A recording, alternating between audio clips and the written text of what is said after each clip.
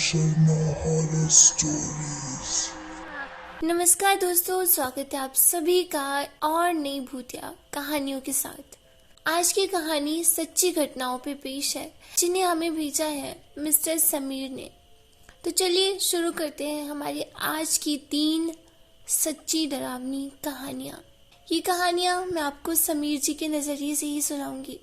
आज की कहानी सच्ची घटनाओं पर पेश है जिन्हें मैंने मेरे अम्मी अब्बू और दोस्तों से सुनी है। कहानी के सारे व्यक्ति अथवा किरदारों के नाम मैंने किसी कारणवश बदल दिए हैं। तो ज़्यादा समय न लगाकर कहानी शुरू करते हैं। मेरी पहली कहानी है खेत के अजीब शैतानी बच्चे।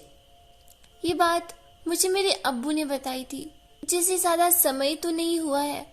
सो जैसे ये कहानी मुझे मेरे अब्बू ने बताई वैसे मैं आपको बताता हूँ। मेरा दोस्त सूरज बहुत निडर था। वो कभी भी भूत प्रेत जैसी बातों पर विश्वास नहीं करता था। वो कहा करता था कि भूत प्रेत आत्मा ये सब इंसान का वहम है और तुम लोग भी इन भूतिया बातों पर यकीन मत किया करो। पर एक दिन उसके साथ एक डरावनी घटना घटी जिसके बाद भूतों को लेकर उसका नजरिया बदल गया। सूरज अपने एक दोस्त अजय के साथ अपने नए मक्ते वाले खेत में गया था।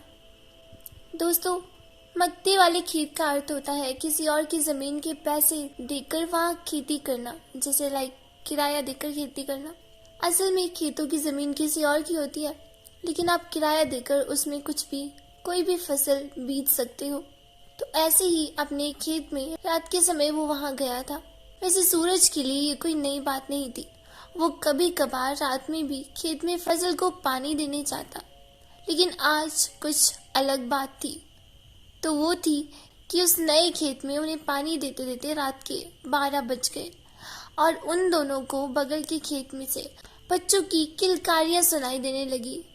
उनका दोस्त ये सब आवाजें सुनकर थोड़ा घबरा जाता है और घबराते हुए कहता है, यार सूरज, ये आवाजें इस समय कहाँ से आ रही हैं, जबकि आसपास कोई गांव या घर भी नहीं है।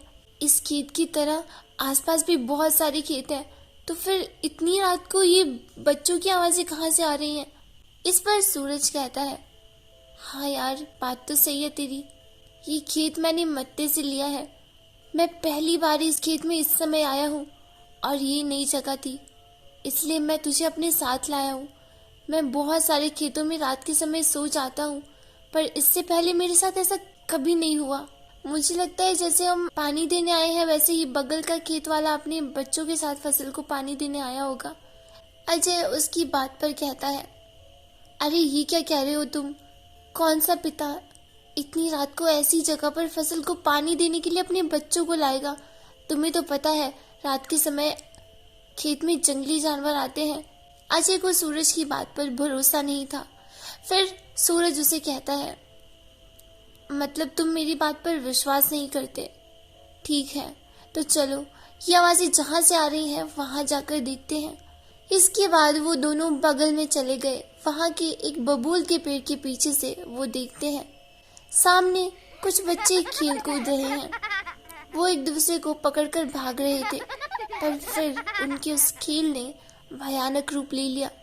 वो जैसे ही एक दूसरे से टकराते तो उनके शरीर के अंग निकल जाते और जमीन पर गिरने से किसी का सर अलग निकल गया और उस सर में से आंखें बाहर लटक गई और फिर उन लड़कों के धड़ अपने अपने सर के साथ खेलने लगे।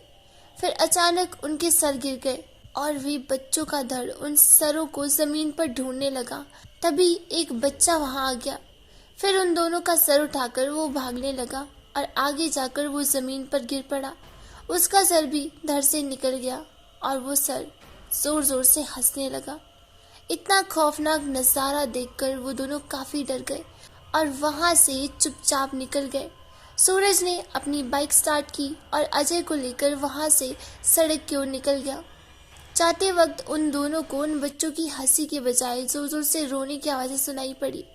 इस पर अजय ने हनुमान चालीसा पढ़ना शुरू कर दिया। करीब 20 मिनट तक वो आवाजें वहां गूंज रही थी।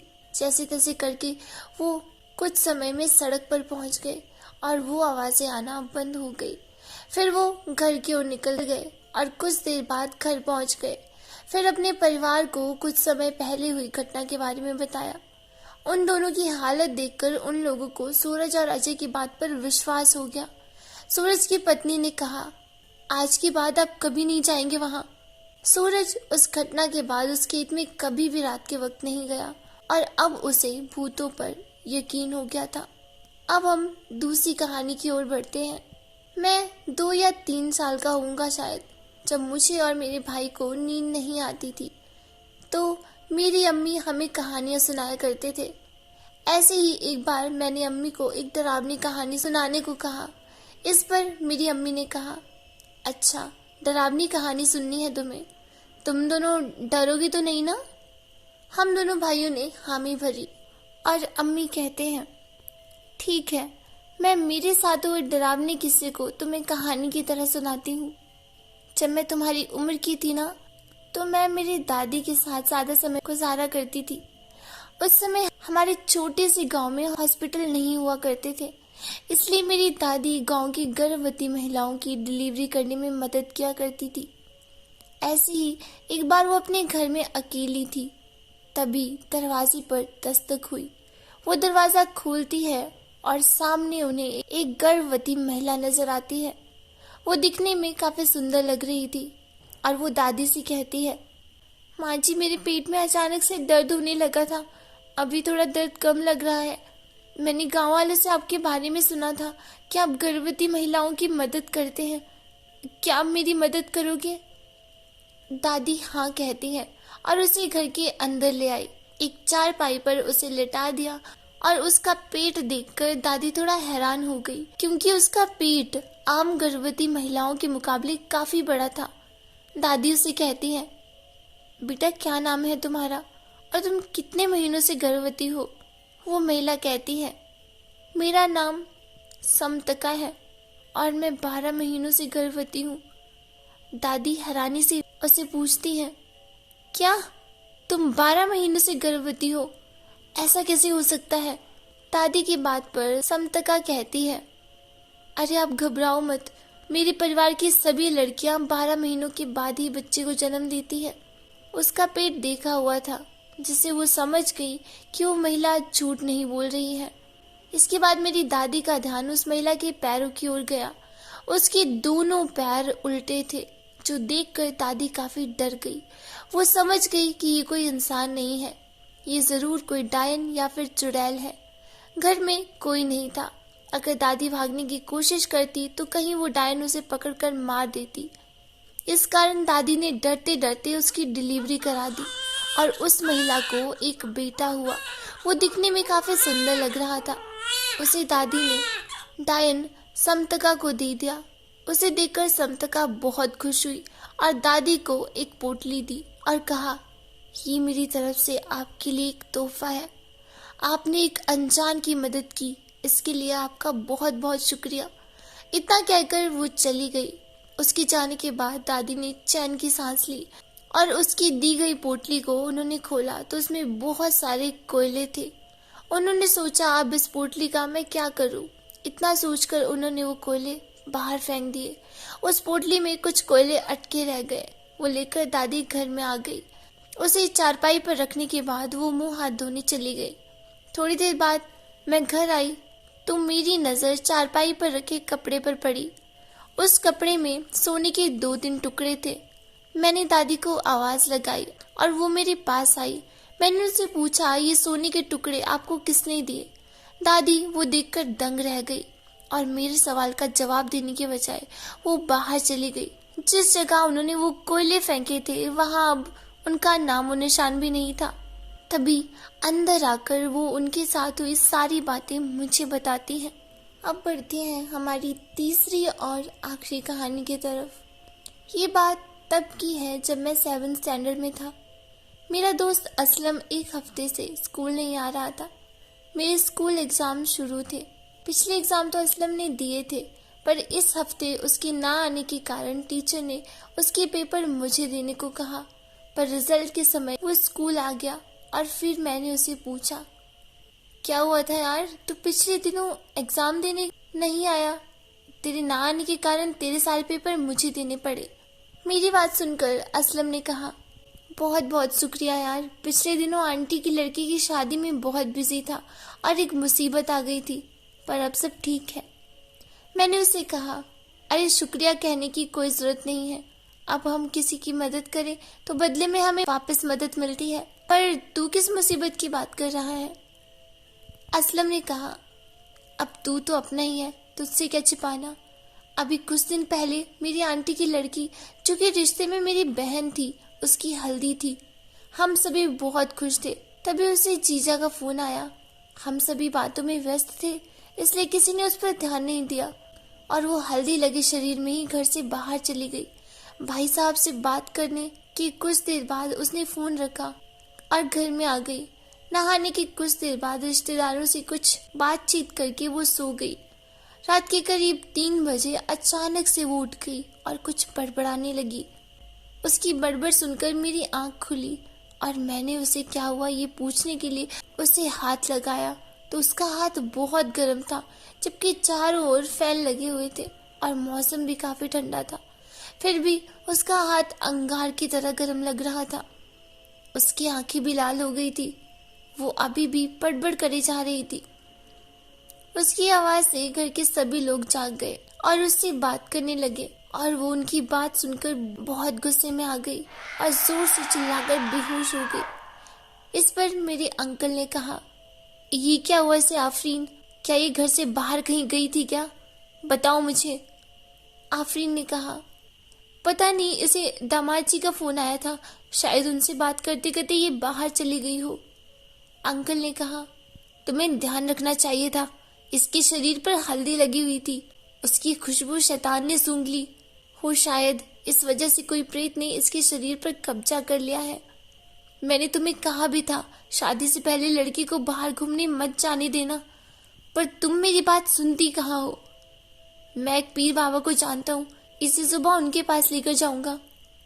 सुबह मैं अपने अब्बू और अंकल के साथ मेरी बहन को लेकर पीर बाबा के पास निकल गए। मेरी बहन रात से बेहोश थी। मैंने उसे छुआ था, इसलिए मेरे अब्बू मुझे उनके साथ ले आए थे। अब हम पीर बाबा के सामने थे। बाबा ने मेरी बहन के चारों ओर एक लोहे की चेन रखी।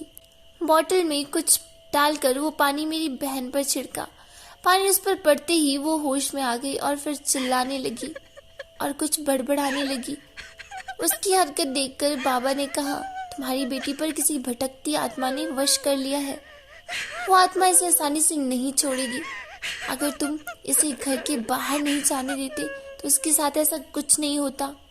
अंकल ने कहा, मैंने मेरी बीवी को कहा था पर उसने ध्यान नहीं दिया। ये सब बोलने की बात है, ये कहकर वो चुप बैठ गई। अब क्या करें बाबा, इसकी शादी की तारीख नजदीक आ रही है, अब आप ही हमारी मदद कर सकते हैं। बाबा ने कहा, ठीक है, मैं कुछ करता हूँ। इतना कहकर वो पास रखा एक नींबू लेते हैं, उसमें कुछ पढ़कर वो नींबू मेरी बहन के सर पर काटते हैं। जैसे ही नींबू उसके सर पर कटता है, उसका चिल्लाना और बड़बड़ करना बंद हो जाता है। बाबा वो कटा हुआ नींबू अंकल को देते हैं और उसे कब्रिस्तान में गाड़ कर आने को कहते हैं। उसे लेकर अंकल जाने ही वाले थे, तभी बाबा कहते हैं, इसे गाड़ने के बाद जब तुम कब्रिस्तान से निकलोगे तो पीछे मुड़कर बिल्कुल मत देखना, वरना बहुत बुरा होगा, समझे तुम? अंकल हामी भरकर मेरे पिता के साथ चले गए। बाबा ने मेरी कलाई पर एक धागा बांधा और मुझे मेरी बहन के पास बैठने को कहा। कुछ समय बाद वो दोनों लौट आए और मेरी बहन भी ठीक हो गई। उसकी आंखें अब पहले जैसी लाल नहीं थी। फिर अंकल उन बाबा को अनाज देते हैं। वो बाबा को पैसे भी देने वाले थे पर बाबा मना कर देते हैं। वो केवल अनाज ही लेते हैं। बस कल ही उसकी शादी हो गई और अब वो ठीक है। असलम ने मुझे कहा, समीर शायद तू मेरी बात पर यकीन ना करे, पर ये जो मैंने तुझे बताया ये बिल्कुल सच है। मैंने उसकी बात का जवाब हाँ में दिया, क्योंकि मेरे साथ भी ऐसा कुछ हो चुका था। असलम अपने पास रखी मार्क लिस्ट देखकर कहता है, ये क्या है? जो एग्जाम मैंने दिए तो उसमें मेरे मार्क्स ठीक ठाक है, पर जो एग्जाम तूने मेरी जगह दिए उसमें इतने कम मार्क्स क्यों है? मैंने कहा, क्या मतलब कम है? जैसे टीचर ने लिखने को कहा वैसे पेपर दिया मैंने। असलम कहते हैं, ओह अच्छा। जरा तेरी मार्क लिस्ट दिखाना। मैंने अपनी मार्क लिस्ट उसे दे दी। उसे देखकर असलम ने कहा, तेरे मार्क तो सभी ठीक लग रहे हैं, मेरे इतने कम कैसे आए? मैं मुस्कुराया और कहा, देख यार, टीचर ने कहा था कि जो लड़के एब्सेंट है उनका पेपर केवल 80 मार्क्स का ही लिखना, इसलिए मैंने तेरा पेपर ऐसे लिखा। अगर मैं ज्यादा लिखता तो टीचर हम दोनों के मार्क काट देती, इसलिए मैंने दिल पर पत्थर रखकर तेरा पेपर कम लिखा, समझा? असलम गुस्से में कहता है, तू बहुत बड़ा कमी। इस पर मैंने उसकी बात काटते हुए कहा, अबे ओ, गाली दी ना तो मैं तेरी बहन को बता दूंगा कि तू रोज रानी का पीछा करता है। इस पर असलम कहता है, बच्चे को ब्लैकमेल करते हुए शर्म नहीं आती तुझे? मैंने कहा, एक बच्चा होकर दूसरे बच्चे को गाली देते हुए तुझे शर्म नहीं आती? सो ये थी समीर जी द्वारा सुनी गई कुछ सच्ची कहानियाँ। आई होप आपको ये कहानियाँ पसंद आई होगी। अगर पसंद आई हो तो प्लीज इस वीडियो को लाइक करना, शेयर करना और हाँ, ऐसी ही और मजेदार भूतिया कहानियाँ सुनने के लिए मेरे चैनल को जरूर सब्सक्राइब करना। तो मिलते हैं अगली वीडियो में ऐसी ही खौफनाक कहानियों के साथ।